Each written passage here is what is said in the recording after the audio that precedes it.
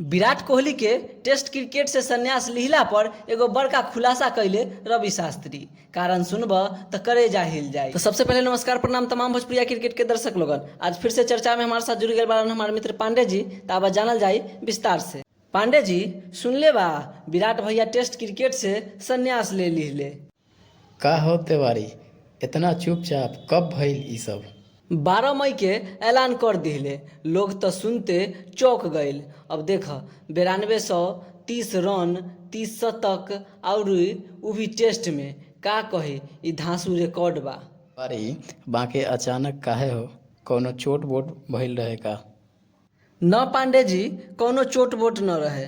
रवि शास्त्री जी से बात भइल रहे उनकर। एक हफ्ता पहले बतबले रहे कि अब देह कह रहल बा रुक जा बेटा, बहुत भइल।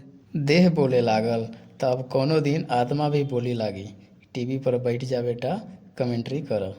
सही कहत बारा। शास्त्री जी कहले कि कोहली तो मैदान में ऐसा जोश से खेलेला जैसे हर बॉल पर विकेट खुदे लेवे के बा। तब बुझा गईल कि यही जोश थका देले बा। बाकी मन तो मानत नइखे। ऐसन खिलाड़ी के टेस्ट में देखे के आदत जो पड़ गईल बा।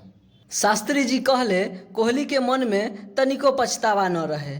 कहले जितना दे सकनी दे देनी टीम के, अब आराम चाहिए। वारी सही बात बा। आदमी के कबो कबो खुद के कहे के पड़ेला अबे आराम कर ल, बहुत करतूत हो गई। पांडे जी बात ई बा कि विराट के जुनून ही उनकर सबसे बड़का ताकत रहे, लेकिन वही से बर्नआउट भी हो गई।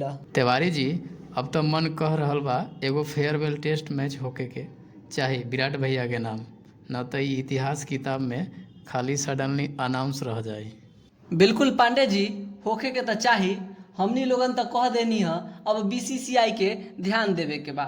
एक आखिरी जोशीला विराट स्पेशल टेस्ट मैच होखे के चाही। तिवारी जी तब तो पूरा देश बोले लागे विराट भैया वापस आवा, टेस्ट में गरज।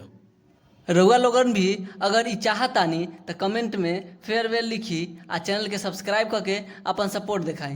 क्रिकेट के हर चर्चा अपडेट खातिर यही जगह पर मिलते रही। धन्यवाद।